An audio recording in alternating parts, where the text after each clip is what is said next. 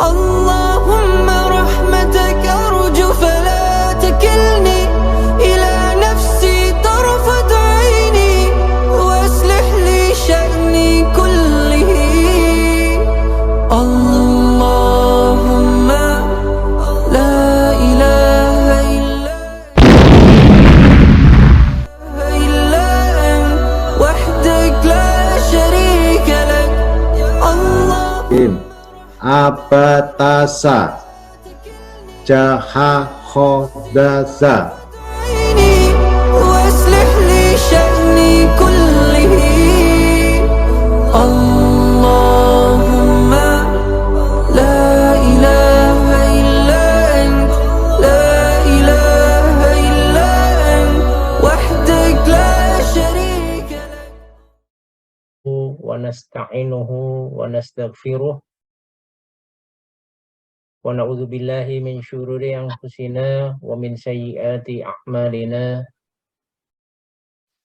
من يهده الله فلا مضل له ومن يضلل فلا هادي له أشهد أن لا إله إلا الله وحده لا شريك له وأشهد أن محمدا عبده ورسوله أما بعد.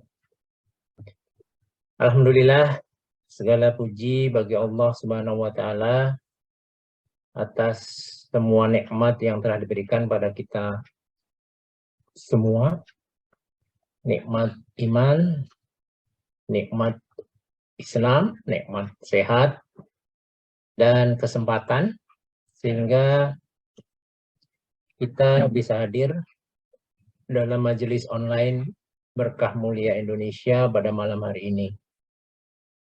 Sholawat, salam semoga tetap tercurahkan keharibaan Nabi Agung Muhammad Sallallahu Alaihi Wasallam beserta keluarga, sahabat dan umat beliau sampai akhir zaman. Semoga kita termasuk di dalamnya dan semoga kita mendapatkan syafaat beliau di yaumil akhir. Yang saya hormati Asatidz Berkah Mulia Indonesia, Ustadz Ujang Supriyadi, Ustadz Syam, rekan-rekan sekalian. Pada kesempatan ini kita akan mendapatkan tausiah dari Ustadz Ujang Supriyadi, kajian Minhaj Muslim dengan subtema fikih waris dan hukum-hukumnya. Alhamdulillah, beliau sudah hadir bersama kita. Assalamualaikum Ustadz Ujang Supriyadi. Waalaikumsalam warahmatullahi wabarakatuh. Semoga Allah selalu memberikan kesehatan dan keberkahan kepada Ustadz. Amin, amin, amin. Ya Rab, wa iyyakum, wa iyyakum. Malam hari ini, 29 Jumadil Akhir 1444 Hijriah atau 22 Januari 2023. Ustadz Ujang Supriyadi akan memberikan tausiah. Akan dimulai dengan tilawah nanti surat An-Nisa ayat 31 sampai 33 oleh Bapak Rendra, dan kemudian terjemahnya oleh Bapak Iwan Basir. Selanjutnya nanti ada prakata dari pengurus Berkah Mulia yang hari ini akan disampaikan oleh Bapak Iwan Hambali. Kemudian dilanjutkan dengan pemaparan materi kajian oleh Ustadz Ujang. Dilanjutkan dengan tanya jawab, dialog itu, dan ditutup di 21.30. Marilah kita awali acara malam ini dengan ta'awudz dan basmalah. A'udzubillahi minasyaitonirrajim. Bismillahirrahmanirrahim. Berikutnya tilawah surat An-Nisa ayat 31 sampai 33 oleh Bapak Rendra dan terjemahannya oleh Bapak Iwan Basir. Monggo Pak, kami persilahkan. Assalamualaikum warahmatullahi wabarakatuh. Waalaikumsalam warahmatullahi wabarakatuh. Sedikit ini mungkin yang dibacakan nanti adalah surat An-Nisa ayat 32 sampai 33, Pak Ferry. Mohon maaf. Ya, monggo Pak. A'udzu billahi minasy syaithanir rajim. Wala tatamannaw ma faddalallahu bihi ba'dakum ala ba'd. Lirrijali nasibum mimma iktasabu walin nisa'in nasibum mimma iktasabu was'alullaha min fadlih innallaha kana bikulli syai'in alima walikullin ja'alna mawaliya mimma tarakal walidani wal aqrabun walladzina aqadat aymanukum fa'atuhum nasibahum innallaha kana ala kulli syai'in syahida. Sadaqallahul azim. Terjemahan surat An-Nisa ayat 32 sampai 33. Aku berlindung kepada Allah dari godaan setan yang terkutuk. Dan janganlah kamu iri hati terhadap karunia yang telah dilebihkan Allah kepada sebagian kamu atas sebagian yang lain. Karena bagi laki-laki ada bagian dari apa yang mereka usahakan, dan bagi perempuan pun ada bagian dari apa yang mereka usahakan. Mohonlah kepada Allah sebagian dari karunia-Nya. Sungguh, Allah Maha mengetahui segala sesuatu. Dan untuk masing-masing laki-laki dan perempuan, kami telah menetapkan para ahli waris atas apa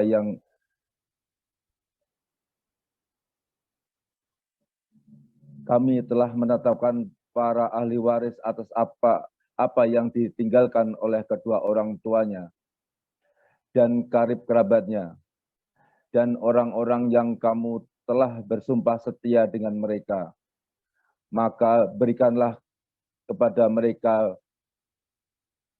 bagiannya. Sungguh Allah Maha menyaksikan segala sesuatu.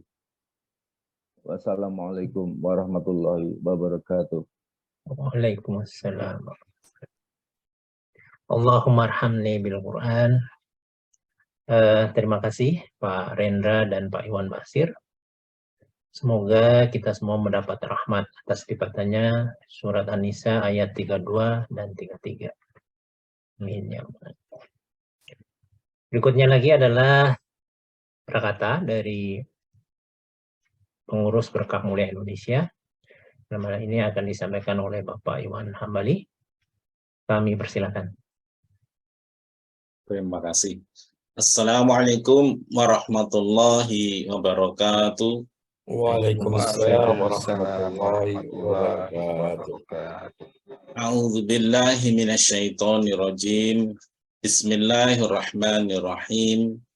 Alhamdulillahi rabbil alamin. Wassalatu wassalamu ala asrofil anbiya'i wal mursalin Sayyidina Muhammadin wa ala alihi wa sahbihi ajma'in amma ba'd. Alhamdulillah, selalu itu kata yang selalu kita sampaikan, kita ucapkan. Ini yang paling utama dan pertama. Salawat serta salam semoga tersampaikan Nabi yang sangat kita cintai, Nabi Muhammad SAW. Yang mana semoga beserta para keluarga, para sahabat, dan kita masuk bagian di dalamnya yang mendapatkan syafaat beliau di yaumul akhir nanti. Amin. Yang kami cintai dan kami banggakan serta kami hormati Ustadz Ujang Supriyadi, Ustadz Sam, para pengurus BMI, serta rekan-rekan semuanya, Bapak-Bapak Ibu, Ustadz Ustazah. Malam hari ini, insya Allah kurang lebih 60 hari ke depan, kita sudah memasuki bulan Ramadan.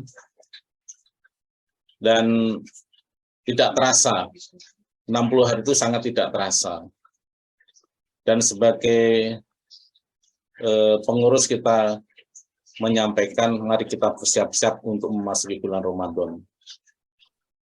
Dulu mungkin di antara Bapak atau Ibu ada yang belum membaca Al-Quran, belum bisa membaca Al-Quran dengan lancar dan benar.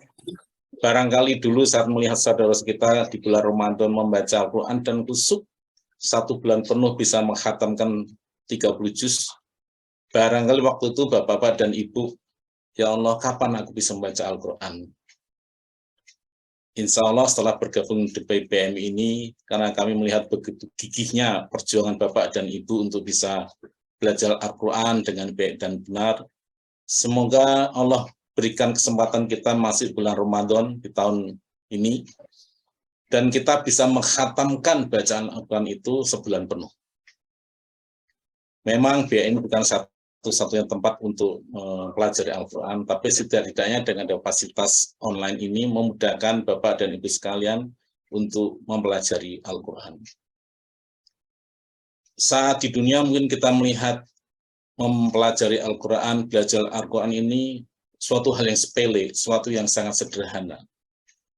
Tapi kalau melihat banyak ayat dan hadis menyatakan utamanya kita belajar Al-Quran, bagaimana ini mukjizat terbesar dalam agama Islam, maka ini akan menjadi sesuatu yang luar biasa di hari akhir nanti. Dan untuk itu, mari kita berlomba-lomba untuk mencari banyak kebaikan, manfaat membaca Al-Quran di bulan Ramadan ini. Itu saya mengajak, dan mohon maaf, di bulan Januari ini, kami baru bisa membuka 2 grup untuk akhwat. Nanti di bulan Februari akan kita evaluasi lagi. Semoga bisa memberikan kesempatan kepada Bapak-Bapak, Ibu, saudara Muslim kita yang ingin belajar Al-Quran.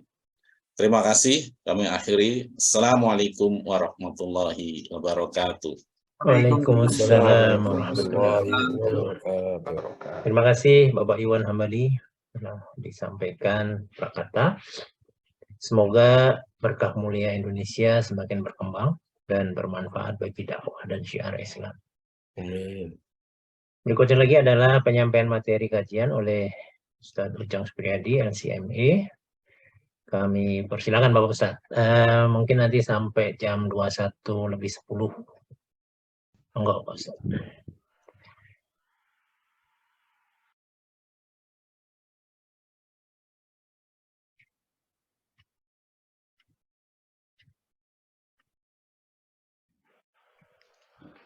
Alhamdulillah. Bismillahirrahmanirrahim. Bismillahirrahmanirrahim. Assalamualaikum warahmatullahi wabarakatuh. Waalaikumsalam. Innal hamdalillah nahmaduhu wa nasta'inuhu wa nastaghfiruhu wa natubu ilaih wa na'udzu billahi min syururi anfusina wa min sayyiati a'malina fa innahu may yahdihillahu fala mudhillalah wa may yudlil fala hadiyalah. Asyhadu an la ilaha illallah wahdahu la syarikalah wa asyhadu anna Muhammadan abduhu wa rasuluh alladzi la nabiyya wa la rasula ba'dah. Subhanaka la ilma lana illa ma 'allamtana innaka antal alimul hakim. Rabbana zidna ilman wa 'amalan wa fikhan fid dini ya rabbal alamin. Amma ba'du. Alhamdulillah, selalu kita bersyukur, memperbanyak dan memperbaharui kesyukuran kita kepada Allah Subhanahu wa taala karena banyak sekali kenikmatan yang Allah berikan kepada kita. Termasuk kita tanpa terasa tadi disebutkan dalam pengantar sudah mendekati bulan Ramadan ya, dan sudah di tahun 2023 kita kadang-kadang sering mengungkapkan dengan bahasa ulang tahun. Padahal hakikatnya adalah hilang tahun. Kesempatan kita untuk beramal, berbuat, berbekal menuju negeri akhirat berarti semakin berkurang. Dan ini tandanya bahwa ajal semakin mendekati kita. Mudah-mudahan dengan kita bersyukur, kita semakin ingat Allah, semakin mendekat kepada Allah, dan mudah-mudahan senantiasa dalam bimbingan Allah Subhanahu wa Ta'ala. Amin ya Rabbal 'Alamin. Salawat dan salam selalu kita bacakan kepada Nabi kita, Nabi Muhammad SAW. Beliau adalah Nabi, Rasul yang sungguh amat sangat mencintai umatnya, melebihi kecintaannya kepada diri sendiri dan keluarganya. Dan itu dibuktikan oleh beliau ketika akhir-akhir dari wafatnya, di antara yang keluar dari lisan beliau. Dan ini menunjukkan apa yang ada dalam hati beliau, yaitu ummati, ummati, ummati, umatku, umatku. Dan kitalah orang-orang yang diharapkan oleh Rasulullah. Mudah-mudahan kita selalu kokoh, istiqomah, mengikuti sunnah, risalah, ajaran yang dibawa oleh beliau, dan mudah-mudahan nanti mendapatkan syafaat dan dikumpulkan di surganya Allah Subhanahu wa Ta'ala. Amin ya Rabbal 'Alamin. Para asatizah dan ustazat, kemudian para pengurus berkah mulia semuanya, bapak-bapak, ibu-ibu, hafizakumullah, tanpa disebutkan satu-satu. Mudah-mudahan semua kita yang hadir di sini senantiasa diberikan berkah, kemuliaan, keistiqomahan, dan mudah-mudahan nanti kita semua wafat dalam keadaan husnul khatimah. Amin ya Rabbal 'Alamin. Di pertemuan sebelumnya kita membahas tentang hukum-hukum waris terkait dengan sebab-sebab yang menyebabkan seseorang itu mendapatkan waris, dari mulai nasab, pernikahan, kemudian juga memerdekakan. Kemudian juga ada beberapa penghalang, kekufuran, membunuh, kemudian memperbudak, kemudian waliyadzubillah az-zina wal-li'an, ya, wa adamul istihlal. Kemudian juga kalau bayi yang baru lahir tidak terdengar suaranya ketika bayi ini keluar dari rahim ibunya, ya. Dan pada malam hari ini insyaallah kita akan masuk kepada hampir mendekati daripada inti, ya, pembagian harta warisan yang tadi sebagian ayatnya sudah disebutkan, ya. Allah Subhanahu wa Ta'ala sebutkan di surah An-Nisa, ya. Kita akan bahas tentang fi bayani man yarisu minar rijali wan nisa. Bab pembahasan tentang siapa saja yang berhak menerima waris, baik dari kalangan rijal, laki-laki, wan nisa ataupun perempuan. Nah, karena nanti memang warisan ini ketentuan dari Allah dan Rasul-Nya, kita yang membagikan hanya membagikan saja sesuai dengan yang sudah ditetapkan oleh Allah. Tapi semuanya diatur lengkap. Termasuk di sini siapa kaum laki-laki yang berhak menerima, siapa kaum perempuan yang berhak menerima. Nah, yang pertama kata beliau, al-warisuna minazukur, adapun ahli waris dari kalangan laki-laki, kaum laki-laki, wahum salah satu aqsamin, ada 3 golongan, ya. Jadi tidak semua laki-laki walaupun umpamanya memiliki kekerabatan dan sebagainya, nanti akan dijelaskan di sini siapa saja yang paling berhak. Dan kalaupun semuanya masuk, nanti akan dilihat mana yang prioritas. Boleh jadi dia masuk tapi tertutup. Nah, dengan adanya ahli waris yang lain. Yang pertama yang sudah pasti akan selalu ya az-zauj, suami. Ya. Jadi siapapun yang dia memiliki istri yang sah, kemudian qadarullah meninggal pasangannya, maka suami ini berhak untuk mendapatkan warisan.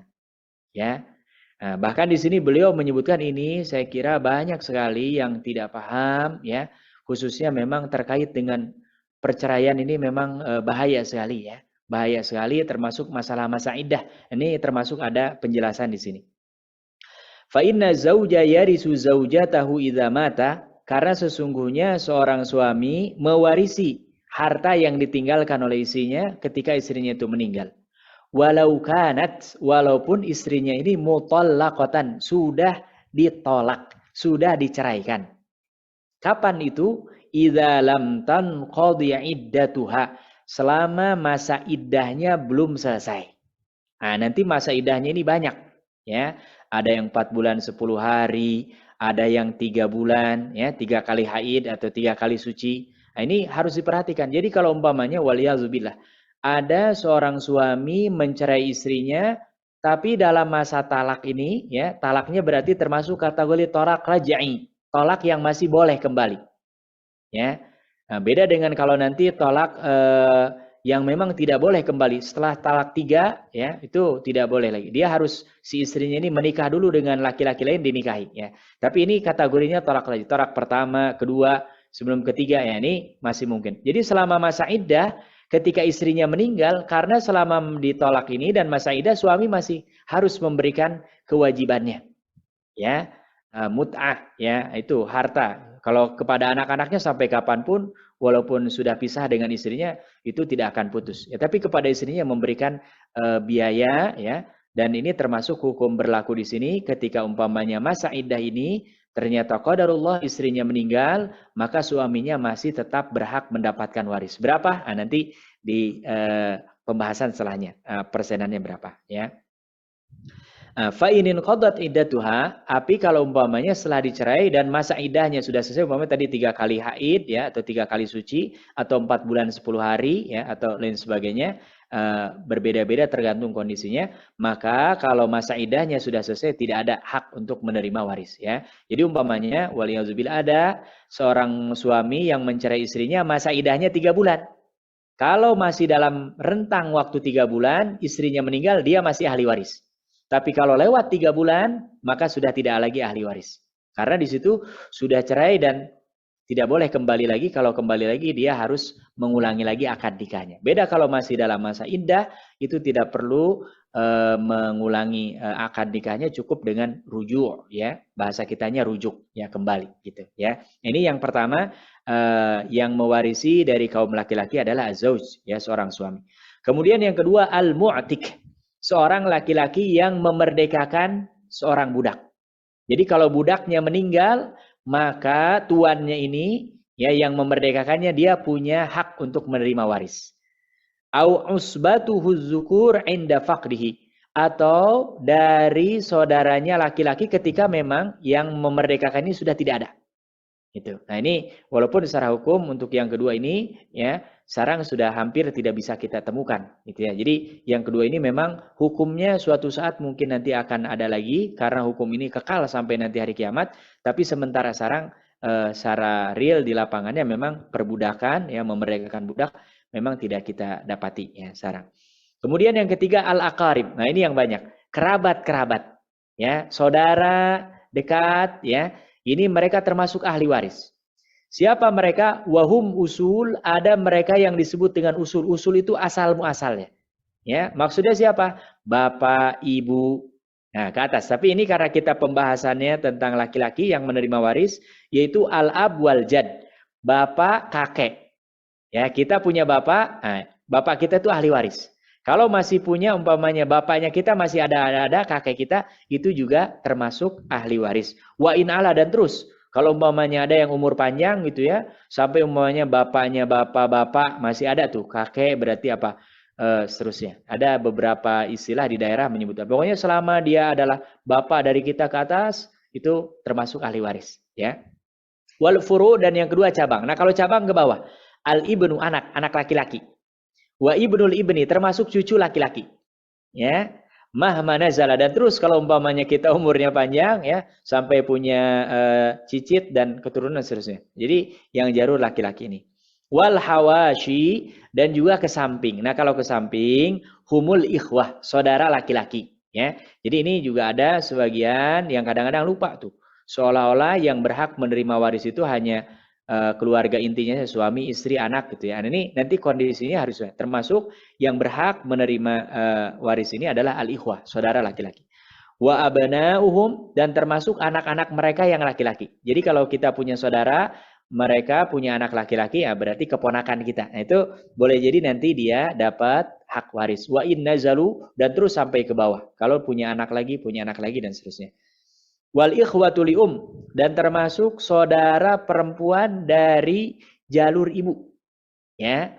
Jadi kalau ibu kita punya saudara laki-laki, nah, ini termasuk ahli waris.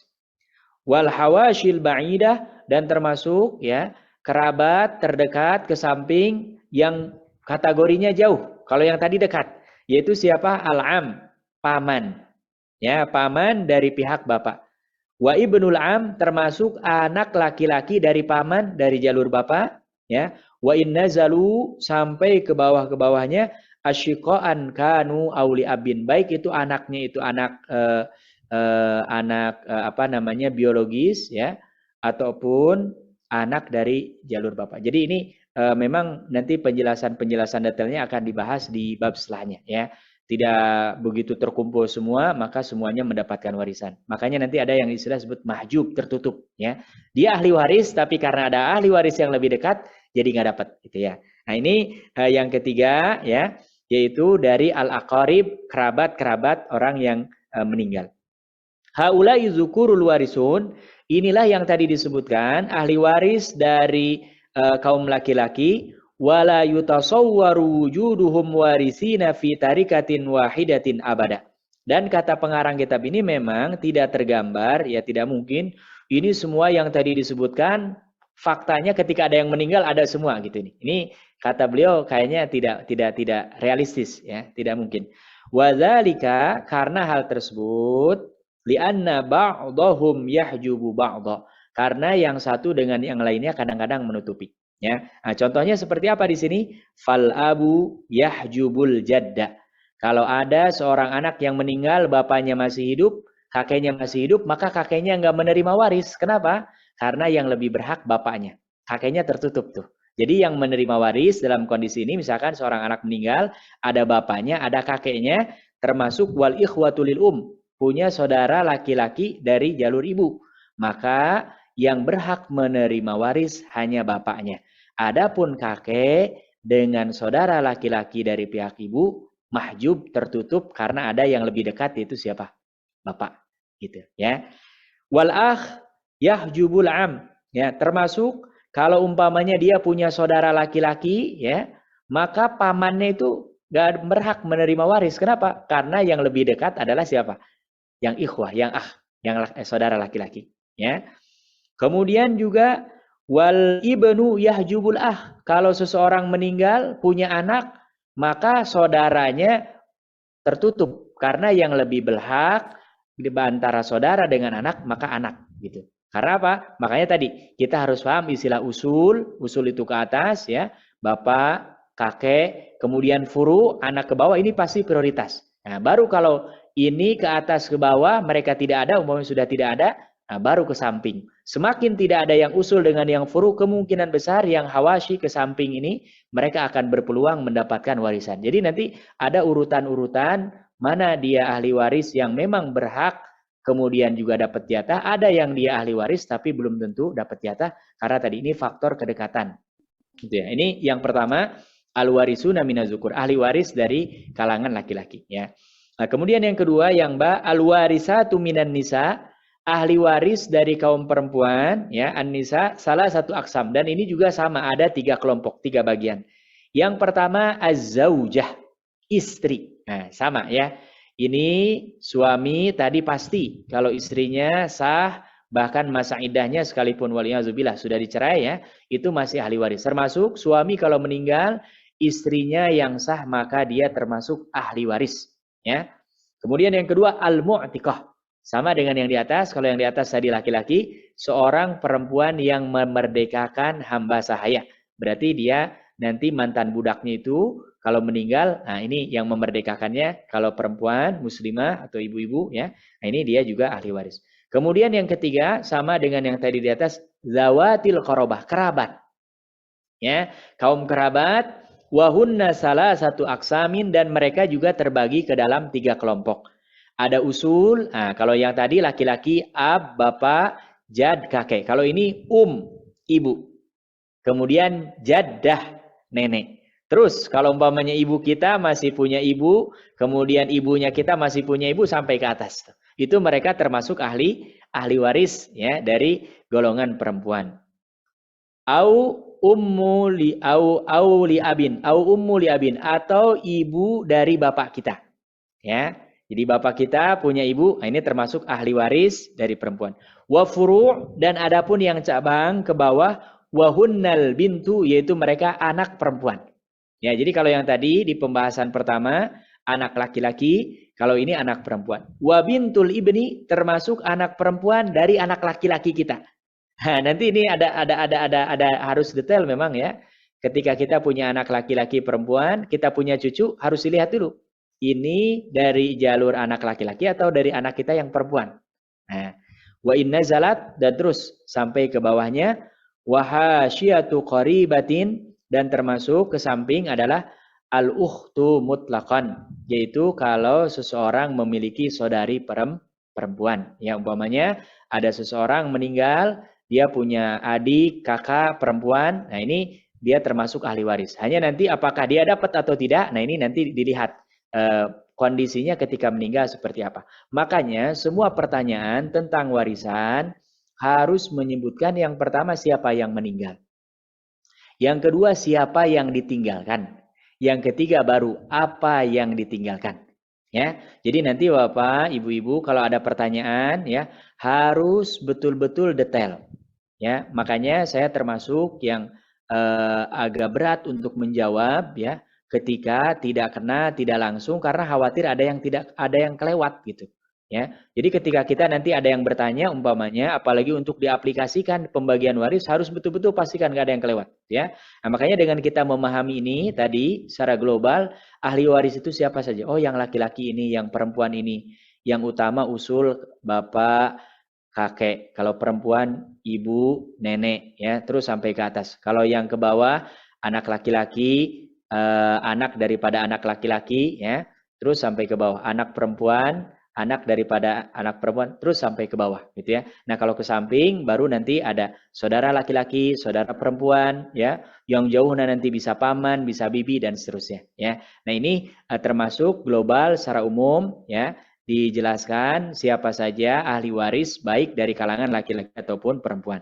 Dan di sini ada tanbih catatan dari pengarang kitab ini, la tarisul amatu walal khalah. Ya, yang namanya ammah paman dari jalur ibu itu nggak dapat waris. Ya. Ini tadi harus bedakan. Makanya dalam bahasa Arab kalau kita ya orang Indonesia termasuk saya secara budaya di Sunda nggak dibedakan tuh. Semua ya paman bibi baik laki-laki atau perempuan. Kalau dalam bahasa Arab kalau dari jalur ayah disebutnya am. Ya. Kalau dari jalur ibu disebutnya khol. Kalau yang perempuannya ammah dengan kholah gitu ya. Nah, makanya ini termasuk sini. La tarisul amah ya. Seorang paman dari jalur ibu perempuan itu tidak mendapatkan waris. Wala bintil binti termasuk anak perempuan dari anak perempuan kita, cucu kita yang perempuan nggak berhak dapat waris. Ya. Wala waladuha termasuk anak laki-laki dari anak perempuan kita. Nah, ini berarti cucu yang ke bawah gitu ya. Nanti semakin jauh itu. Wala bintul akhi termasuk anak perempuan dari saudara kita, keponakan kita yang perempuan. Wala bintul ami dan juga tidak juga anak perempuan dari paman jalur laki-laki mutlakon sama sekali. Ini mereka yang memang mutlak tidak mendapatkan warisan walaupun secara hubungan kekerabatan sangat dekat ya. Nah, nanti kita akan baca detail ini di bab setelahnya. Saya pada malam hari ini izinkan, karena di sini ada 6, tapi karena yang 3-nya ini panjang, coba kita ambil dulu 3 ya. Nanti supaya mudah mencernanya, ini langsung ke pembagiannya, jatahnya setengah, kemudian 1/4, kemudian 1/8, kemudian 2/3, kemudian 1/6, ya, dan 1/3. Jadi pembagian warisan hanya ada 6 aja, ya. Setengah, 1/4, kemudian sumun 1/8, kemudian sulusani 2/3, kemudian sulus ya 1/3 dan yang terakhir sudus 1/6. Ya, jadi hanya ini saja jatah-jatahnya. Nah, baik kita akan masuk ya ke pembahasannya. Kalau tadi hanya ahli-ahli warisnya secara umum ya. Nah, kalau ini sudah langsung siapa yang berhak mendapatkan setengah ya. Al-furudul muqaddara ya. Ketentuan-ketentuan pembagian waris yang sudah ditetapkan fi kitabillahi ta'ala dalam kitab Allah ta'ala, maksudnya dalam Al-Quran, min suratin nisa, yang dimuat dalam surah An-Nisa. Ya, jadi kalau ingin yang tahu warisan, baca surah An-Nisa.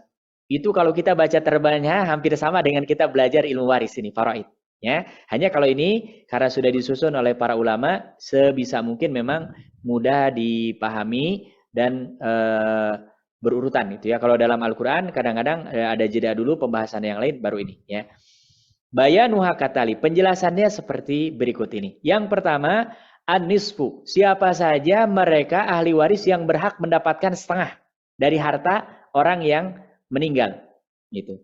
Wa yarisuhu khamsatu afradin, yang berhak menerima setengah dari harta warisan itu ada 5.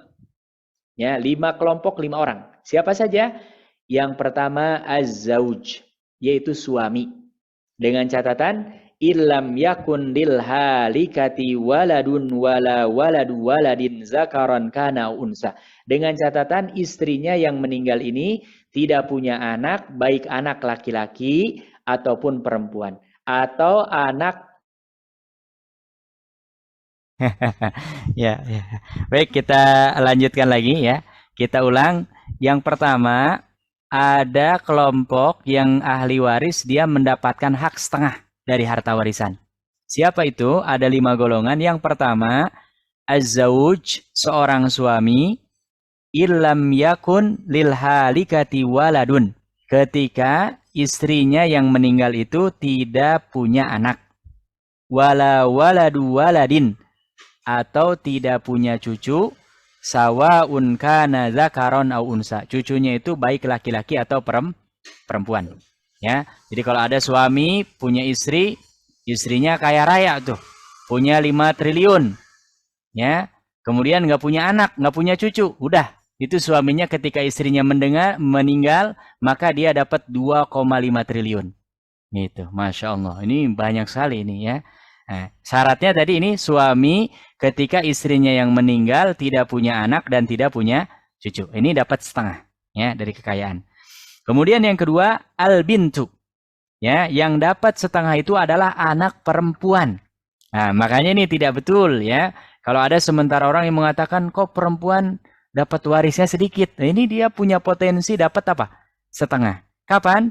Illam yakun ma'aha, ketika perempuan, anak perempuan ini menjadi ahli waris dan tidak ada yang namanya saudara akhun laki-laki. Jadi umpamanya ada orang tua yang meninggal punya anak perempuan dan anak perempuannya ini hanya 1, tidak punya saudara laki-laki, au ukhtun, atau juga tidak punya saudari perempuan. Ya. Fala tarisun nisfu illa idzan faradat. Jadi anak perempuan dia mendapatkan warisan setengah kalau ahli warisnya hanya dia 1 orang. Gitu. Nggak punya saudara laki-laki, nggak punya saudari perempuan. Ini dia dapat setengah. Masya Allah, banyak sekali ini ya. Kemudian yang selanjutnya bintul ibni idzan faradat. Anak perempuan dari anak laki-laki. Ini bahasanya lebih mudahnya cucu perempuan. Tapi bapaknya anak kita, gitu istilahnya kalau kita yang meninggal, ya. Jadi cucu anak perempuan dari anak laki-laki, ya.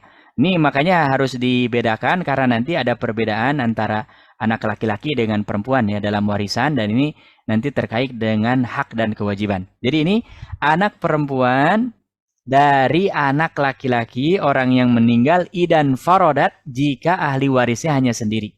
Maka anak perempuan ini dia mendapatkan setengah daripada harta warisan yang ditinggalkan oleh orang tuanya. Walam yakun ma'aha, dan kalau anak perempuan ini ya dari anak laki-laki ini tidak memiliki waladu banin, ya, tidak memiliki anak. Jadi kalau nanti memiliki anak, nah, lain lagi. Kita akan bahas di yang lainnya, akan ada masuk tuh disebutkan di situ, ya.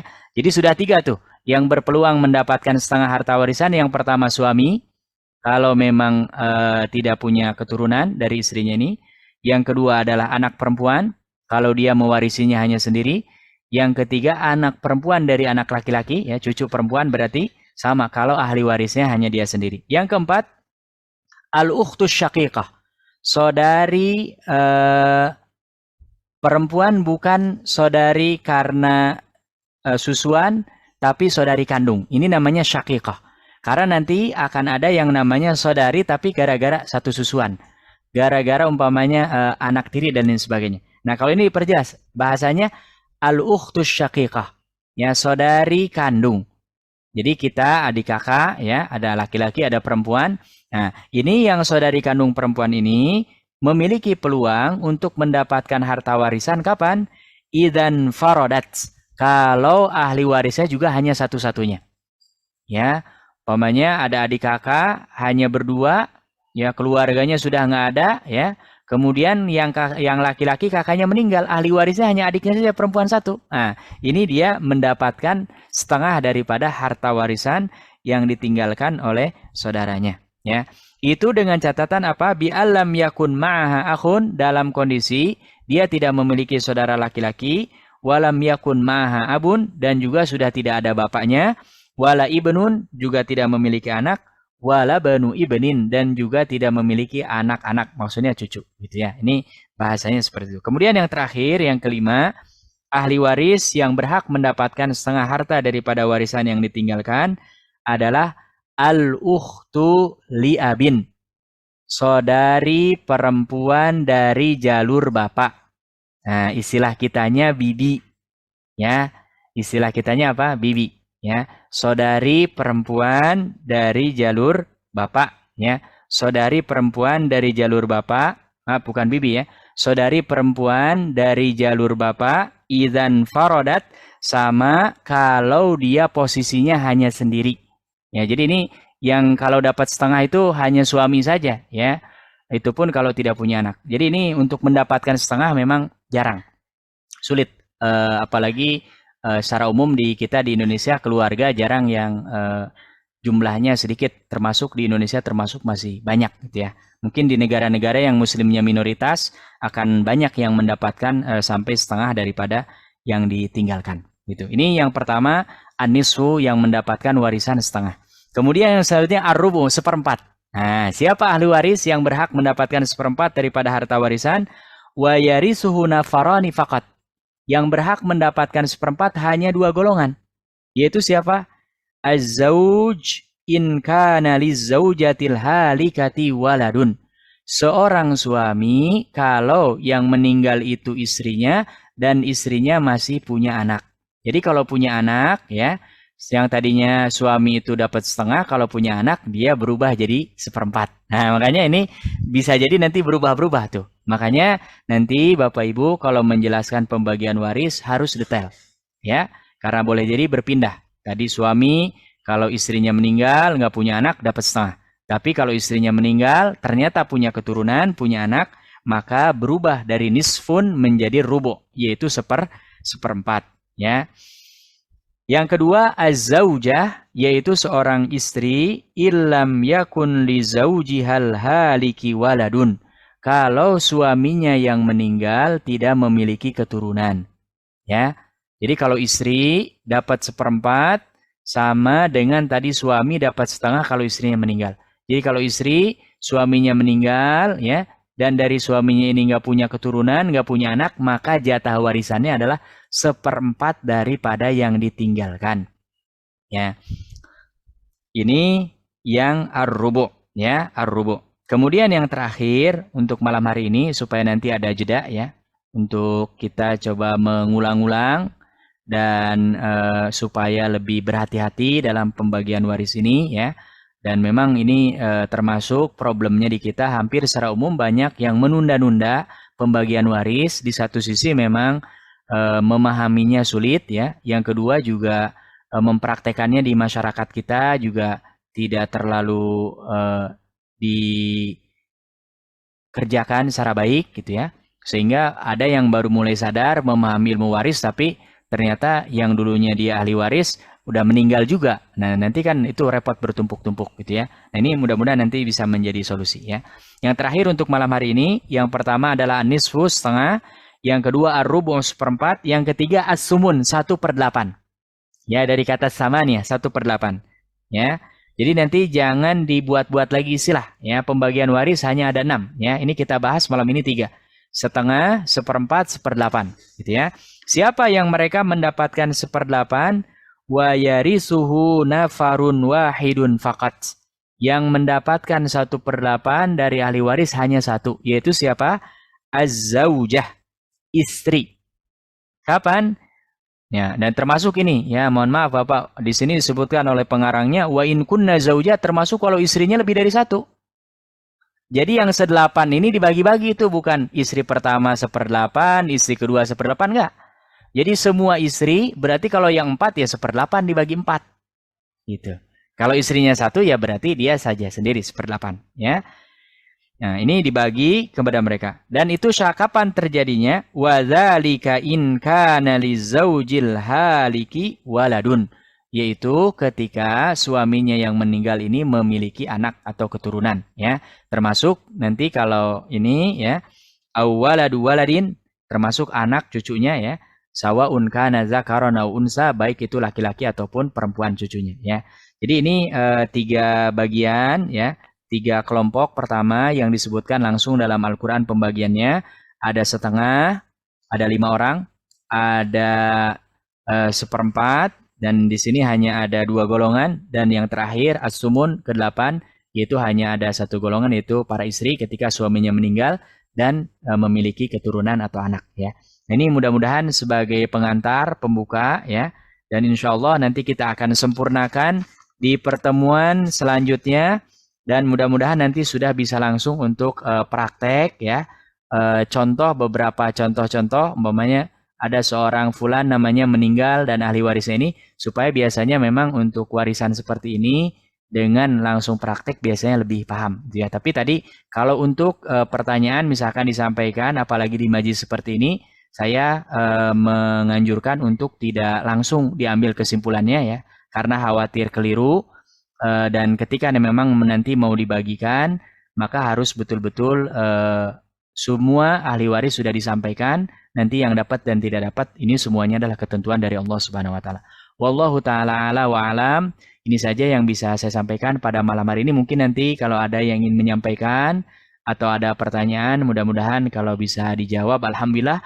Kalau belum insya Allah jadi PR ya, catatan. Mudah-mudahan di pertemuan-pertemuan selanjutnya atau bisa disampaikan di luar majelis ini, insya Allah dengan senang hati. Insya Allah kalau ada pertanyaan-pertanyaan, faliyatafadhal, dipersilakan. Wallahu ta'ala ala wa alam, dipersilakan kepada MC untuk membuka sesi tanya jawab. Nah, terima kasih Pak Ustadz sudah disampaikan. Rekan-rekan tadi ada ahli waris, baik dari laki-laki maupun dari perempuan, masing-masing ada 3 golongan gitu. Kemudian pembagian waris ada 6, setengah, 1/4, 1/8, 2/3, 1/3, 1/6. Malam ini dibahas yang 3 bagian, setengah, 1/4, dan 1/8. Silakan kalau ada yang mau ditanyakan, monggo dipersilahkan sampai jam 21.30 nanti. Mohon izin bertanya, Mas Heri, Ustadz. Monggo, ahlan wa sahlan, monggo. Assalamualaikum warahmatullahi wabarakatuh. Waalaikumsalam warahmatullahi wabarakatuh. Terima kasih. Yang sering terjadi itu adalah begini, bukan di masalah siapa yang menjadi ahli warisnya, mungkin itu karena sekarang katakanlah pengetahuan tentang keagamaan kita juga lebih dipermudah, misalkan ada guru agama, ada ustadz, atau mungkin lewat pengadilan agama gitu, itu juga sangat membantu. Tetapi yang kemudian menjadi timbul masalah begini, apabila warisannya itu berupa uang, mungkin kalau dibagi-bagi lebih gampang, karena bisa langsung dibagi. Ada yang dapat setengah, ada yang dapat 1/4 atau 1/8, sesuai dengan ketentuan dari apa yang diatur dalam Al-Quran. Tetapi kalau itu dalam bentuk properti, misalkan tanah, kemudian tidak terjadi kesepakatan, atau katakanlah susah di dalam menjual tanah tersebut, atau katakanlah terjadi silang pendapat gitu ya, yang satu ingin menjual dengan harga segini, ada tawaran segini, tapi yang satu tidak menang. Bagaimana cara yang paling afdol gitu Ustaz ya, atau cara paling yang bisa kita sama-sama bermufakat gitu di antara para ahli waris ini? Masya Allah. Yang kira-kira yang sering terjadi. Masya Allah. Barakallahu fikum. Ya, ini memang real ya di lapangan. Saya termasuk sering ditanyakan seperti ini. Misalkan ada seorang meninggal, harta warisannya itu rumah, ruko gitu ya. Nah, itu kan memang beda dengan kalau uang atau umpamanya emas atau apa lebih mudah ya. Ini yang dilakukan oleh para ulama kita, bahkan hampir di seluruh dunia adalah menghitung dengan jumlah kalau dinilaikan berupa uang berapa gitu. Walaupun ada, saya melihat di tradisi khususnya orang-orang Betawi ya, mereka tuh ya rumahnya aja disekat-sekat gitu. Jadi ya, tapi kan orang dulu mungkin rumahnya besar ya kan, tapi kan kita semakin ke sini rumahnya semakin sempit itu, agak sulit juga nggak membaginya gitu ya. Jadi nanti cara menghitungnya ya, dan ini memang harus segera dibagikan, karena kalau enggak memang akan lebih repot gitu ya. Jadi dihitung harga lumrahnya tanahnya dengan bangunannya di tempat itu berapa gitu. Walaupun kan yang namanya harga pasti akan mengalami perubahan, ya kan? Sesuai dengan kondisi dan keadaan termasuk perekonomian, bahkan dipengaruhi perekonomian dunia, itu nilai tukar dolar dan sebagainya. Tapi pada saat ketika meninggal dan hendak dibagikan, maka kalau diuangkan muncul berapa? Nah, nanti ketika diuangkan muncul berapa kan ketahuan, taruhlah jadi 1 miliar. Nah, dari 1 miliar ini siapa saja ahli warisnya dan siapa yang berhak, nah, nanti dibagikan. Walaupun umpamanya rumahnya ini kan untuk menjual beda dengan jual gorengan. Ya kan, kita goreng langsung jual. Butuh memasarkan, kadang bisa jadi lakunya setahun, 2 tahun gitu ya. Atau ada alternatif lain, memang kalau ada di antara ahli waris ini yang membutuhkan rumah ini dan dia beli, kemudian tetap nanti pembagian warisnya dibagi kepada ahli waris yang ada. Ini lebih enak ya. Dan ini biasanya banyak khususnya untuk tanah-tanah di kampung, di daerah ya, karena nilainya tidak besar, daripada dijual ke orang, ada di antara ahli waris ini yang punya kelebihan uang, karena tidak mungkin dibagi-bagi tadi tanahnya umpamanya atau seperti apa, kesepakatan, maka dimunculkanlah dari situ berapa. Dan tadi memang kalau ada pertikaian, maka yang berhak kalau di kita yang memutuskan adalah itu meja hijau, dan sekarang sudah ada khusus ya untuk menangani urusan agama gitu ya, peradilan agama di kita. Jadi khusus dibedakan, ada khusus peradilan agama, termasuk kalau umpamanya di antara ahli waris ini saya memperkirakan rumah ini harganya 2M, tapi saudara saya umpamanya malah kurang dari itu dan nggak ketemu kata sepakat. Nah, maka nanti yang akan diambil keputusannya kalau tidak secara bisa musyawarah, maka semua datang ke meja hijau. Apapun yang diputuskan oleh hakim berarti itu yang berlaku. Karena dalam fikih ada satu kaidah, hukmul hakim yarfa'ul khilaf. Ya, hukum yang ditetapkan oleh seorang hakim yang punya otoritas, ya, peradilan agama berarti dalam hal ini pembagian waris, itu mengangkat semua perbedaan-perbedaan. Jadi kalau sudah kata peradilan agama bahwa ini nilainya 2M, nah maka itu yang dipegang gitu. Walaupun nanti untuk penjualannya ini memang sangat menurut saya dinamis ya, bisa berkurang, bisa lebih, bisa saja ada hal-hal yang bahkan di luar dugaan kita. Tapi yang secara umum yang kami ketahui bahwa biasanya dinilaikan uang karena ini lebih mudah dan juga pembagiannya memudahkan untuk dibagikan ketimbang berupa properti ya. Kecuali kalau tadi ada beberapa tradisi yang rumahnya besar, tanahnya luas, dibagi-bagi tidak. Tapi semakin ke sini kan rata-rata semakin menyempit, dan kalau dibagi-bagi juga susah. Satu orang dapat kamar nggak ada toiletnya kan gimana, susah itu. Kemudian ini biasanya makanya dinilaikan uang. Wallahu ta'ala alam. Itu mungkin yang bisa kami jawab. Mudah-mudahan terjawab ya. Terima kasih Ustaz. Siap, matur suwun Ustaz. Alhamdulillah, barakallahu fikum. Nah, terima kasih Pak Setio Budi dan Ustadz. Ada lagi yang mau ditanyakan teman-teman? Izin tanya Pak, lihat. Mas Ferry, izin. Oke. Nah, Masya Allah. Terlihat ya Pak?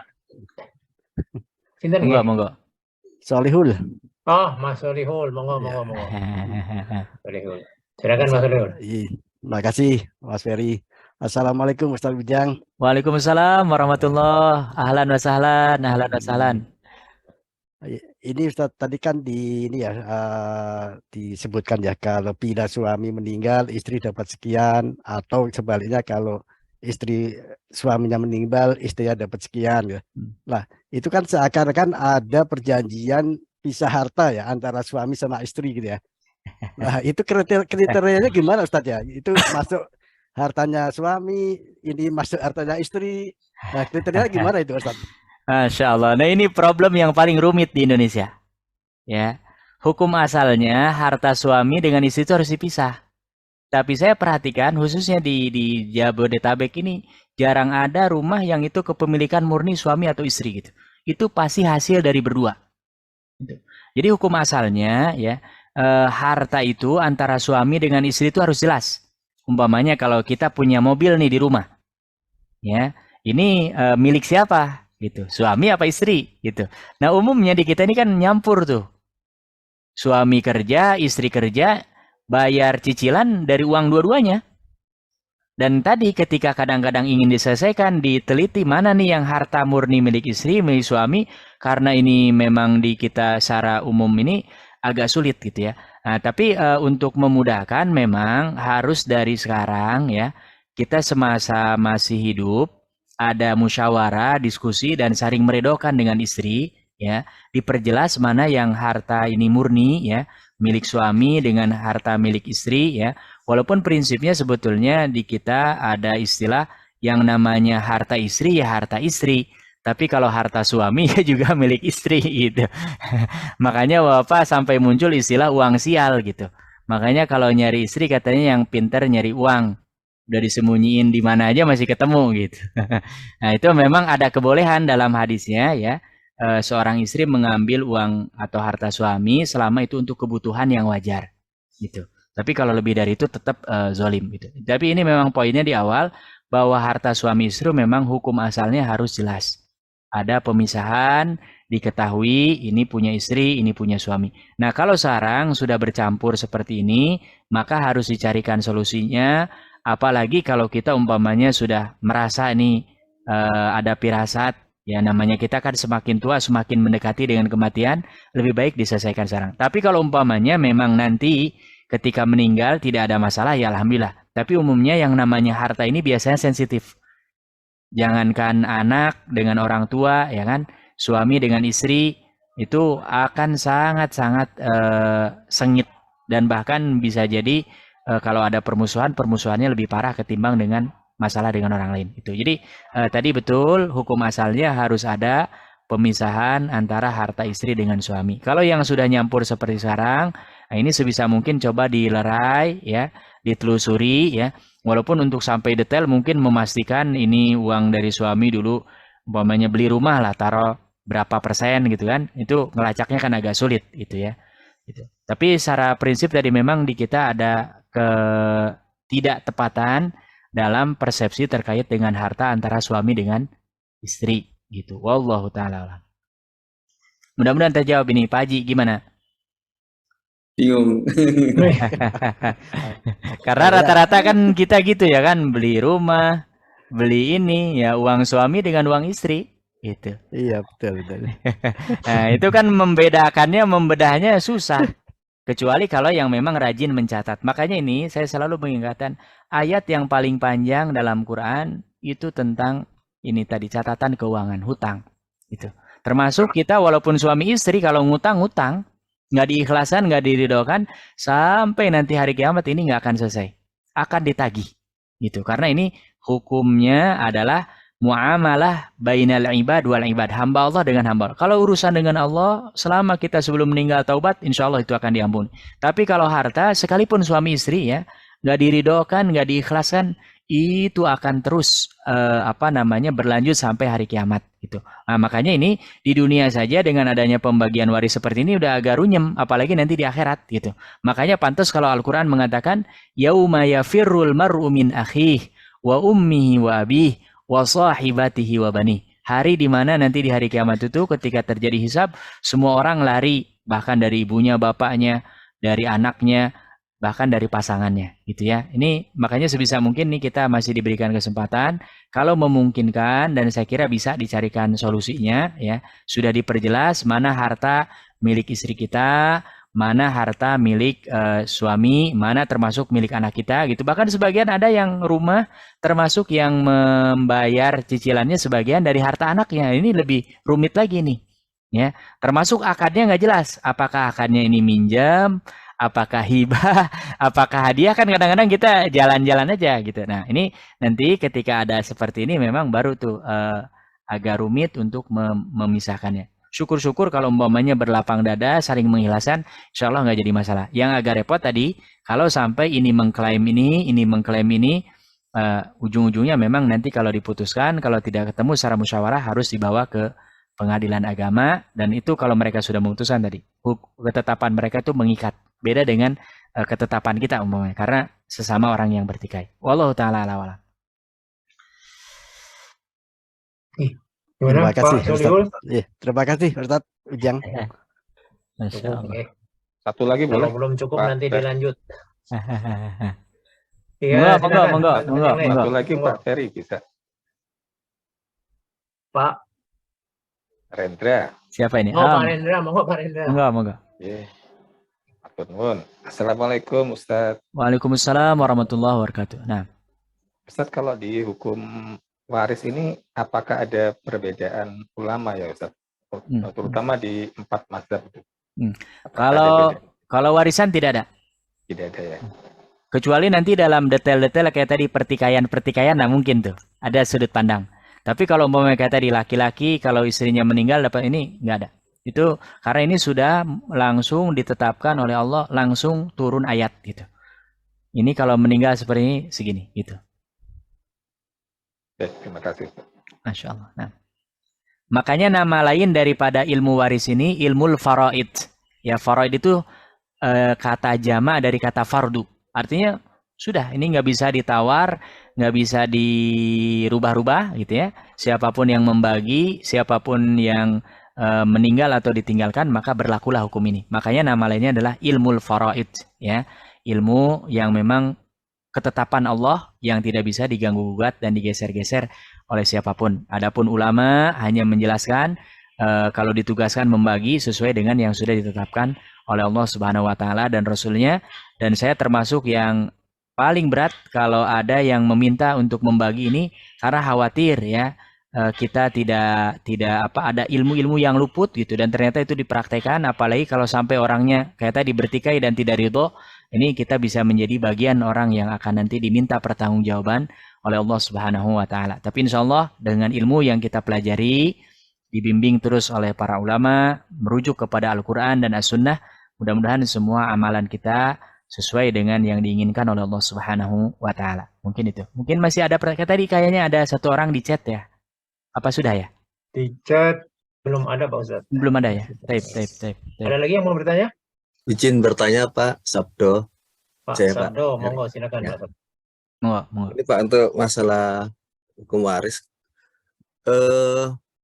Saya pernah dengar sih dari saudara, cuman bukan dari Ustadz apa. Katanya gini Pak, kalau misalkan yang bekerja hanya suami saja, sedangkan istri jadi ibu rumah tangga, itu kalau misalkan istrinya meninggal tidak meninggalkan waris Pak, warisnya hanya haknya dari suaminya saja. Apa seperti itu? Nah ini tergantung, boleh jadi umpamanya kalau ada seorang istri yang tiap bulan dari suaminya jatah misalkan, saya memberikan kepada istri setiap bulan 100 juta umpamanya. Amin, ini mudah-mudahan Bapak bisa membahagiakan istrinya. Amin. Ya, tapi istri kita ini rajin, dari sekian banyak itu mau jatah makan segala sudah dikeluarkan masih nabung. Nah itu maka secara kepemilikan hartanya milik dia gitu. Nah kalau nanti umpamanya selama 10 tahun 20 tahun taruhlah dari sekian juta itu dia tabung, ya berarti itu termasuk harta peninggalan dia. Berarti suaminya kalau nanti umpamanya istrinya meninggal duluan ya termasuk dari harta itu termasuk harta warisan gitu. Ya. Apalagi kalau umpamanya dia punya jualan, bisnis gitu ya. Apalagi sekarang kan terbuka dengan online, atau kayak tadi sama dia bekerja ya dan diizinkan oleh suaminya. Karena perempuan yang bekerja harus dapat izin dari suaminya gitu. Makanya kalau saya menganjurkan, gimana ini kalau saya kan bekerja udah kuliah, masa begitu menikah?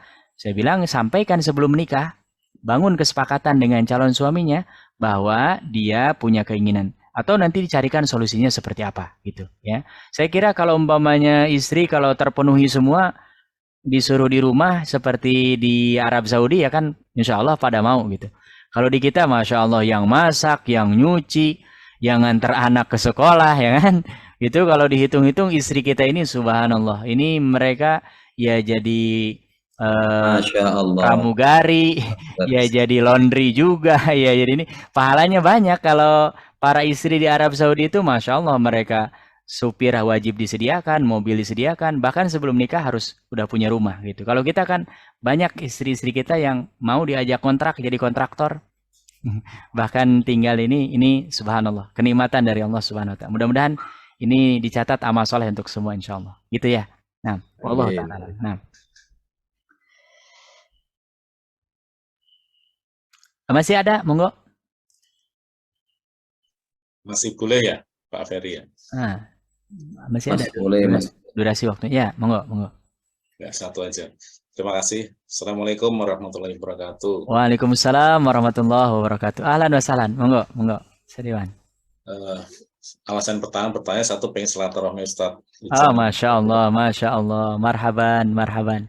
Yang kedua, menyambut pertanyaan Mas Tio Budi tadi, apabila ada aset atau properti yang menjadi warisan, lalu ada salah satu saudara sekalian berhak jadi ahli waris, itu yang kalau orang Jawa bilang menorok lah. Nah, peran hakim yang saya dimaksud tadi, apakah boleh digantikan semacam kesepakatan ahli waris, misal dengan menggunakan patokan harga NJP atau NJP tambah 10%, atau justru bahkan misalnya menggunakan KJPP, kantor jasa penilai properti, seperti itu. Terima kasih Ustaz. Nah, ini yang seperti ini ya, orang-orang yang memiliki otoritas, mereka punya wewenang, tapi tetap yang berhak memutuskan nanti hakim. Tapi kalau umpamanya tadi ini di antara ahli waris memang sepakat, misalkan di awal saya memprediksi harganya sekian, saudara-saudara saya berbeda gitu. Tapi setelah datang ke NJOP gitu ya, kemudian bahkan tadi ada lembaga khusus yang menilai bahwa ini properti ini kalau ini lakunya berapa gitu ya. Nah, kalau ahli warisnya sepakat ya bisa diambil dari situ. Tapi kalau umpamanya tidak sampai titik temu ya, dalam artian masih ada perdebatan, bahkan saya pernah ada yang konsultasi itu ada yang nggak mau dijual gitu. Jadi ahli waris yang lain semua udah dinilaikan uang. Nah, ini ada ahli waris yang memang dia ngotot, pokoknya yang dibagikan itu harus harta yang ditinggalkannya. Dan termasuk yang diceritakan pada saat itu, ada dia punya ruko gitu ya, ada piring-piring gitu. Jadi dibagi ahli warisnya itu dapat piring berapa biji gitu. Saya kira ini memang sangat mungkin akan ada perdebatan-perdebatan seperti itu.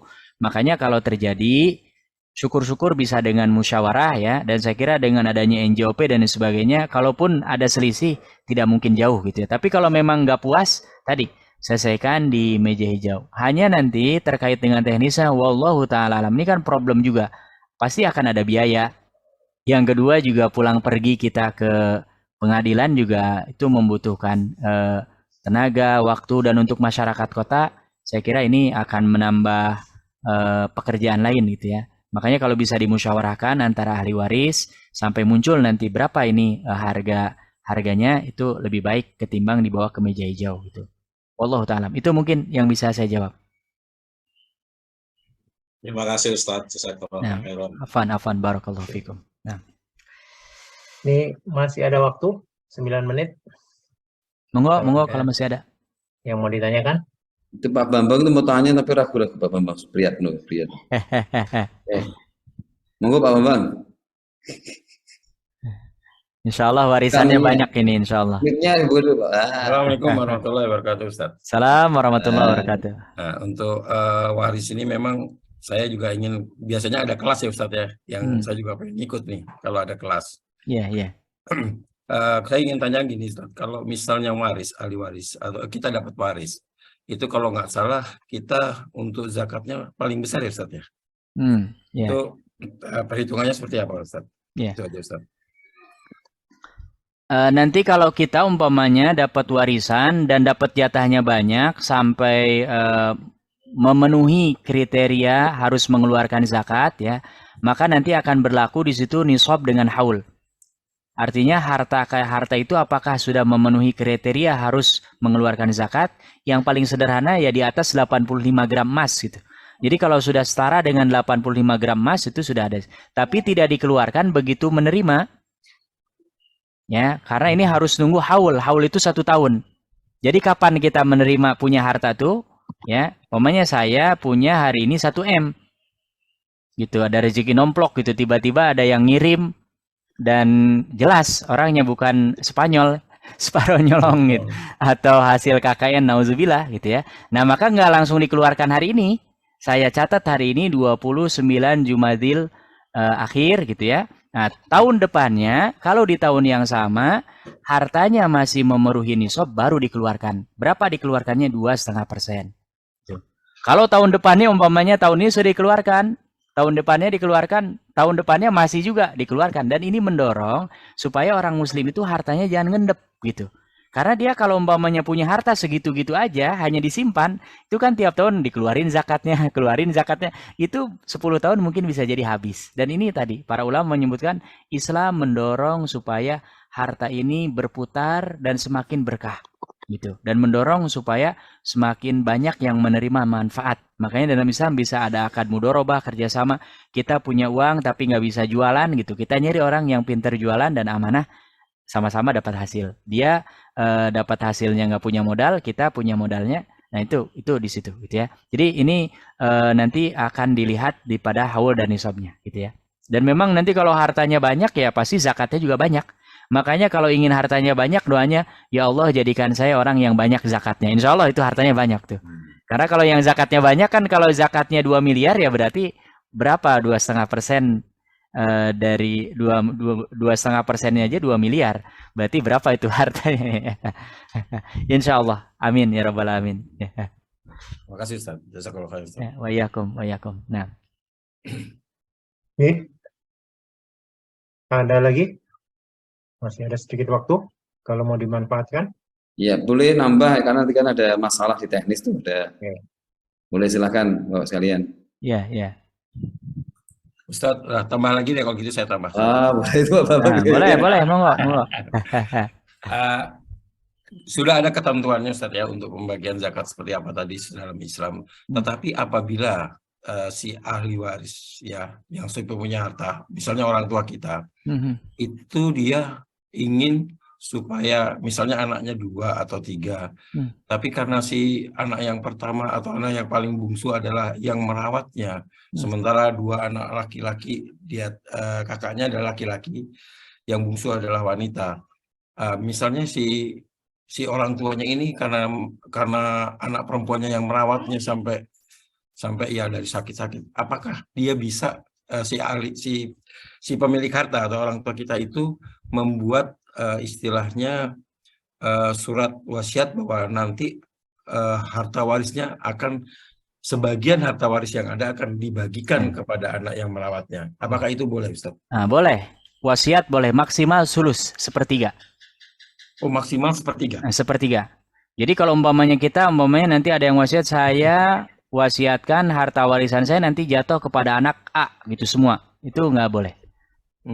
Tapi kalau selama di bawah 1/3, maka nanti sebelum dibagi warisannya tunaikan dulu wasiatnya. Kalau umpamanya disebutkan misalkan di situ angkanya, karena anak saya ini yang merawat saya wasiatkan dia kasih 500 juta umpamanya. Ya. Nah, dan 500 juta ini tidak melebihi batas 1/3. Umpamanya setelah dihitung harta semuanya, maka 500 juta ini harus dikeluarkan dulu sebelum dibagi waris. Nah, nanti jatahnya dia dari warisan tetap ada. Gitu. Ya. Nah, maka ini kategorinya tadi, yang dibagi nanti jatah dia adalah harta warisan, haknya dia seperti yang Allah tetapkan. Tapi kalau yang umumnya tadi disebutkan 500 juta dan ternyata tidak sampai sulus, tidak sampai melebihi 1/3, maka ini disebutnya wasiat gitu. Makanya juga saya sering mengoreksi, kalau ada orang tua yang sebelum meninggal bahkan masih hidup dibagi-bagi hartanya untuk anaknya gitu ya, karena khawatir cekcok atau apa, itu bukan warisan. Itu kategorinya hadiah, hibah, atau yang lain. Karena kalau warisan, seperti yang bahas sebelumnya, harus hartanya ini dibagikan ada ketika orangnya meninggal. Kalau orangnya masih hidup, itu bukan warisan. Gitu ya. Karena sebagian ada tuh yang berinisiatif ya, dan ini nggak ada kaitannya dengan waris. Gitu. Tapi orang kita memang istilahnya selalu bilang, dari mana ini? Kok udah punya rumah warisan gitu. Padahal orang tuanya masih ada, itu bukan. Itu secara hukum Islam syariatnya ya. Bukan, tapi kalau mungkin secara letterlek bahasanya, ya iya ini kan peninggalan orang tua dikasih orang tua gitu. Tapi kalau secara hukum pembagian waris yang kita bahas itu tidak masuk. Karena syaratnya kemarin harus ketika orang yang meninggalnya ini meninggal, ahli warisnya masih hidup dan hartanya ada gitu. Ini kategorinya seperti itu. Di kita masih sebutnya ini warisan nih, padahal dibaginya sebelum orang tuanya meninggal. Nah itu pun boleh. Sampai umpamanya nanti ketika orang tuanya meninggal nggak punya harta sama sekali, ya berarti udah nggak ada yang perlu dibagikan. Tapi kalau masih ada yang sisa dari yang tadi sudah dibagi-bagi ini, berarti itulah yang dibagikan sisanya. Gitu. Tapi tadi yang dibagikan sebelum meninggal secara syariat itu bukan pembagian waris, gitu ya. Bisa kategorinya hibah, hadiah, atau apalah namanya. Wallahu taala wa'ala. Nah, tambah lagi Ustaz. Monggo. Misalnya gini Ustaz, apabila kan misalnya saya punya anak hanya perempuan, saya punya anak perempuan saja, sementara saudara laki-laki saya semua saudara-saudara kakak-kakak saya adalah laki-laki. Nah, apabila saya tidak ada, kan warisan ini kan hanya sebagian jatuh ke istri dan karena anak perempuan ya Ustaz ya. Yeah. Kalau misalnya saya berikan waris saya ini, saya hadiahkan dulu sebelum, artinya saya bagikan dahulu sebelum saya tidak ada. Saudara, ya. Ya, sebagai hadiah. Itu bagaimana Ustaz? Boleh. Apakah itu termasuk mengakali atau tidak Ustaz? Boleh. Nah, adapun nanti, ini nanti dalam fikih disebutnya hilah. Ada yang mengakali ini. Nah, kalau yang mengakali kan itu urusannya niat dalam hati itu. Pelakunya yang tahu. Kalau umpamanya memang tadi kita nih, wah ini kasihan nih kan misalnya. Itu kita ngakalin. Nah, itu yang tahu hanya pelakunya dengan Allah. Gitu. Tapi kalau secara hukum zohirnya, kayak umpamanya tadi kita masih punya saudara, aduh dia terlunta-lunta, nggak rumah aja nggak punya pekerjaan. Nah kita bantu kasih gitu. Tapi tadi ini kategorinya bukan waris. Karena apa? Yang punya harta orangnya masih hidup gitu. Itu bisa jadi sedekah, bisa jadi hadiah, bisa jadi hibah gitu ya. Atau boleh jadi ada yang wakaf dan sebagainya, itu boleh-boleh saja gitu ya.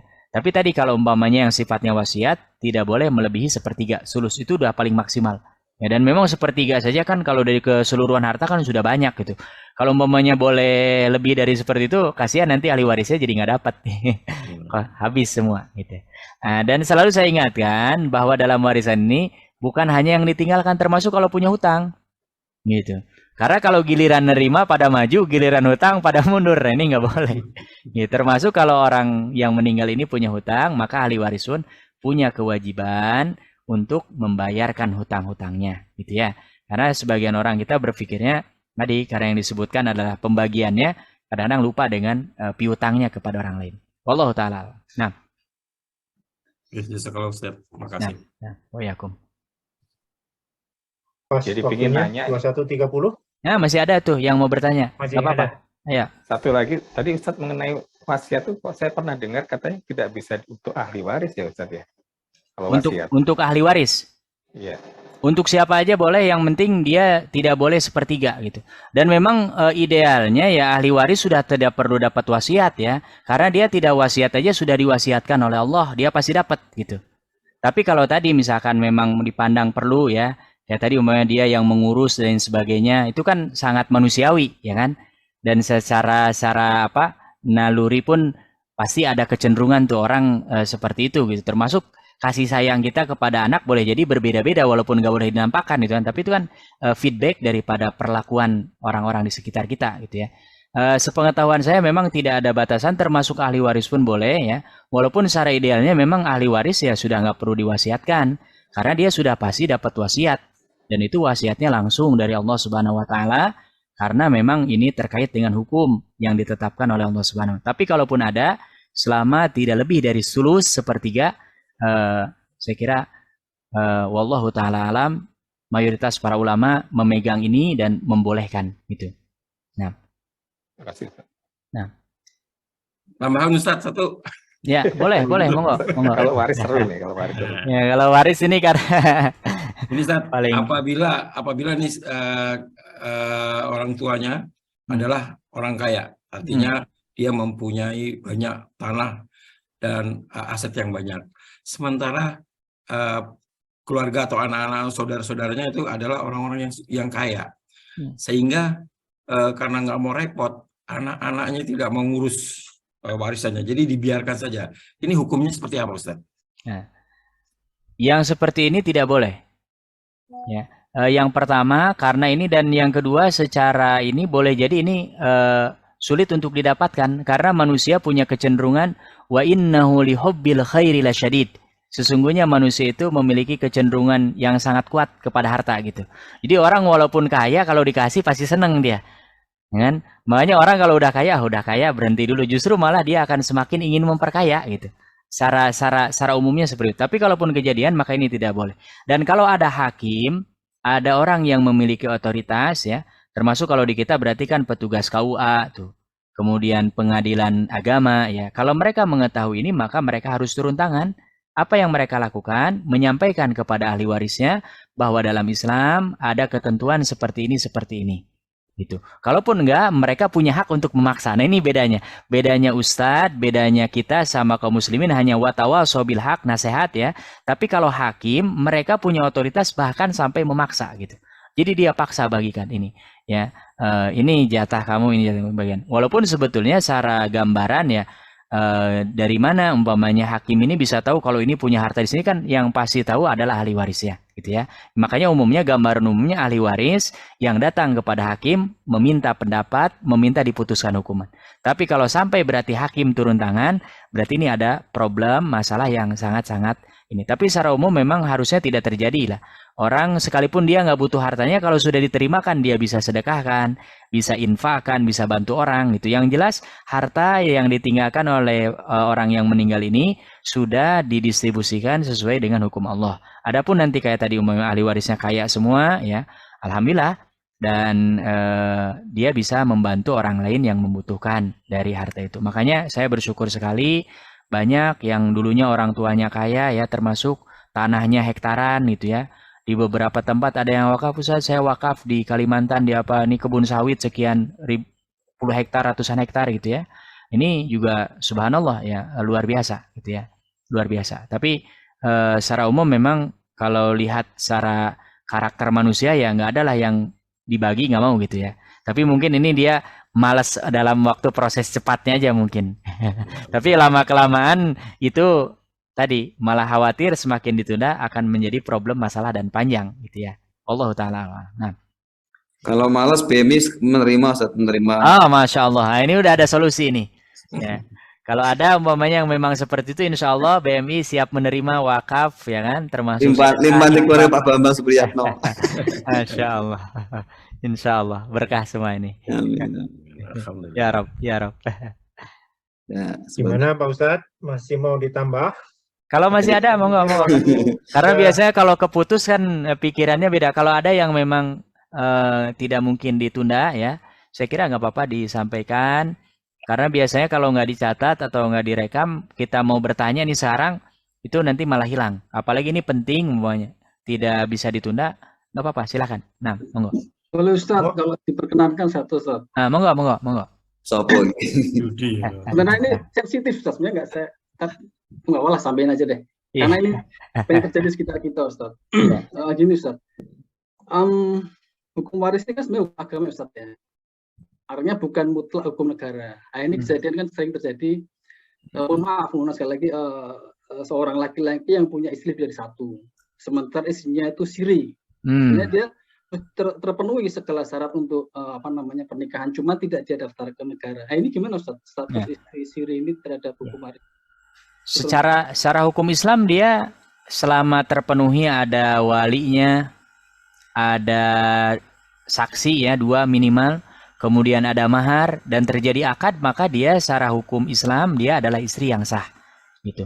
Hanya memang kalau di kita di Indonesia khususnya kalau tadi sampai dibawa ke meja hijau memang tidak diakui. Karena memang negara mengharuskan selain nikah secara Islam juga harus nikah dengan ketentuan negara gitu ya. Dalam artian sekarang dapat pencatatan gitu ya. Ini. Nah, tapi kalau secara hukum yang orang memiliki kesadaran pemahaman Islam, saya kira baik itu yang nikahnya resmi ya di negara ataupun yang siri seperti itu kalau terpenuhi ya harus dibagi itu jatahnya. Dan tadi kalau istrinya lebih satu, mungkin 1/8, bukan 1/8 ini untuk satu istri, tapi istrinya berapa, yang 1/8 itulah dibagi. Berarti kalau 4 ya 1/8 dibagi untuk 4. Kalau 2, 2, 3, 3 gitu ya. Tapi tadi ini terkait dengan pernikahan ini ya, memang yang jadi patokannya adalah hukum syariat. Gitu, ya. Yang jadi pegangan adalah hukum syariat, di mana rukunnya ada akad, ya. Kemudian ada calon suami dan istri, ada mahar, ada wali, ya. Dan wali ini saya termasuk, kalau ada yang bapak umpamanya nikah siri, ya, harus hati-hati, jangan boleh langsung main wali hakim. Nah, karena ada sebagian yang, karena di kita kan pernikahan istri kedua dan ketiga seterusnya itu dianggap masih tanda kutip agak negatif gitu ya. Nah, itu nggak boleh main jalan pintas dengan wali hakim. Selama masih ada orang tuanya, harus dengan orang tuanya. Kalau nggak nanti beralih ke saudaranya yang laki-laki gitu ya. Karena sebagian ada yang main jalan pintas, nikah, sah tapi lewat wali hakim. Nah, ini nanti akan jadi problem juga tuh, ya. Jadi tetap kalau masih ada bapaknya, ya harus bapaknya, dia yang paling berhak. Sampai nanti yang terakhir adalah wali hakim kalau tidak ada, ya. Kemudian yang terakhir harus ada mahar. Nah, kalau nikah ini terjadi, maka mau disebutnya nikah siri atau apapun, itu sudah terpenuhi syarat dan ketentuan rukunnya, maka dia sah sebagai istri, gitu ya. Nah, makanya kalau nggak mau ribet ya berarti udah satu aja. Tapi kalau yang punya kemampuan juga bisa jadi ladang pahala. Berarti semakin banyak kan pahalanya juga semakin banyak. Kalau yang satu kan ngasihnya satu, kalau 2, 3 ya berarti lebih. Tapi juga yang nggak mampu nggak usah memaksakan. Itu karena ini juga bukan suatu keharusan kewajiban gitu. Yang mampu ada pintunya, yang nggak mampu dapat satu juga alhamdulillah, mudah-mudahan sampai ke surga. Gitu aja udah. Amin. Tapi yang jenis saya, yang gentle ya. Yang ada ini ya, yang resmi. Ya. Kalau satu yang doakan satu, kalau banyak kan yang doakan banyak. Betul itu. Kalau imam kan harus satu, kalau makmum boleh banyak. Biar pahalanya lebih banyak. Tapi kalau ini istri kan dibatasi maksimal 4 dalam satu waktu. Ayo Mas Yudi mainkan. Masya Allah. Ustaz, orang kita tuh kan banyak ayam sayur, Ustaz. Berani ngomong nggak berani berbuat. Hanya sekedar ilmu, tak. Yang penting ilmu yang kita tahu. Iya.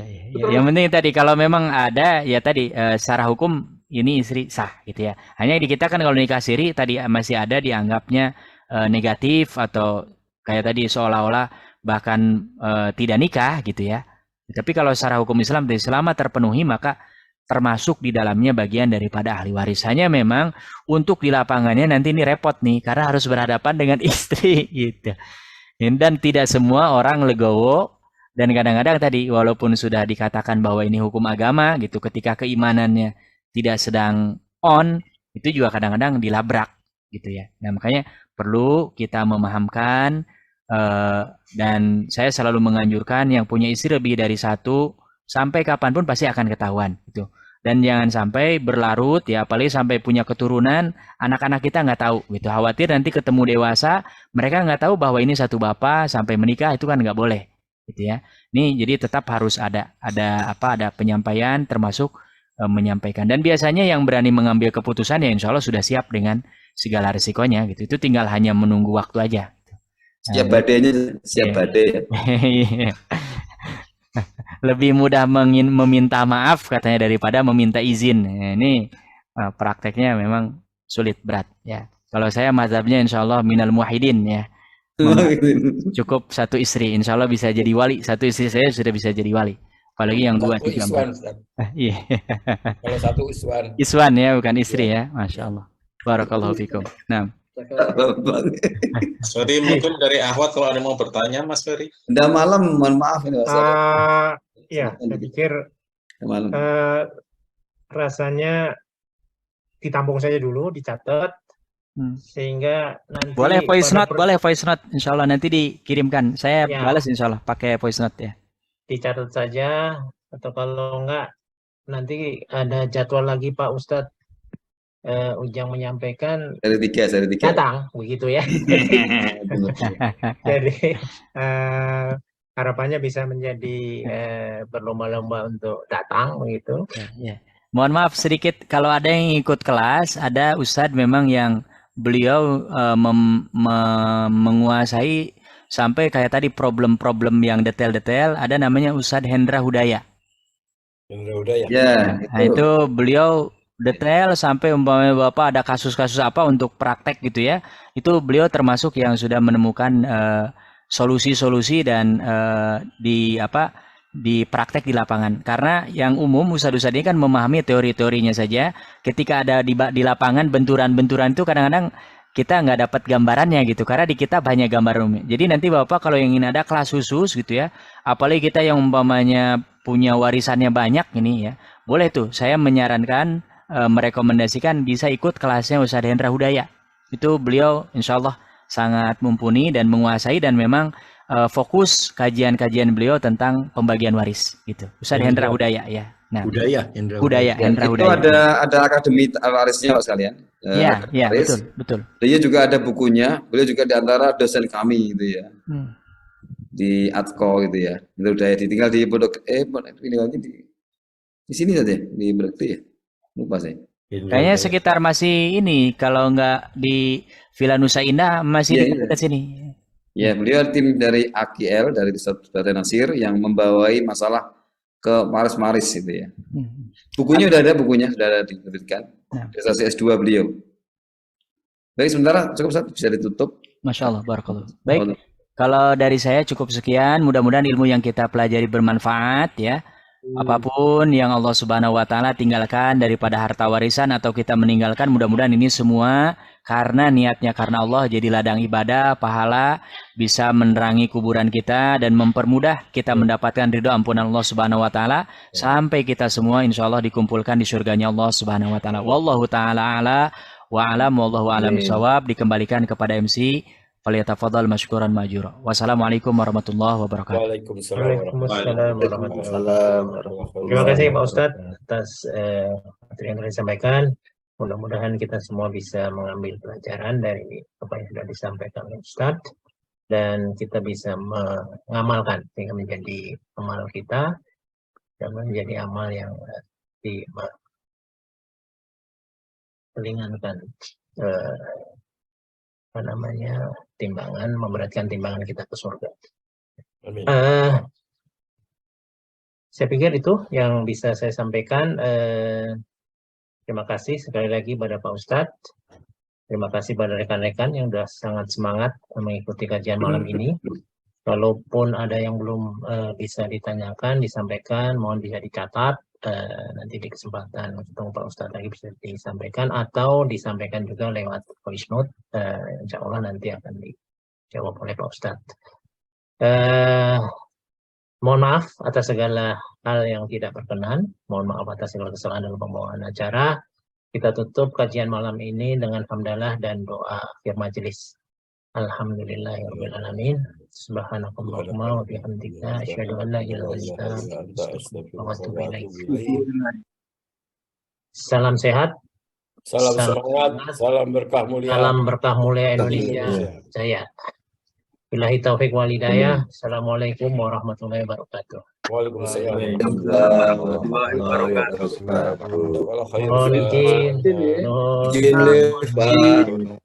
Ini barang saya kira. Dalu semua. Mas Iwan. Ya, monggo Mas Bambang. Mas Yudi.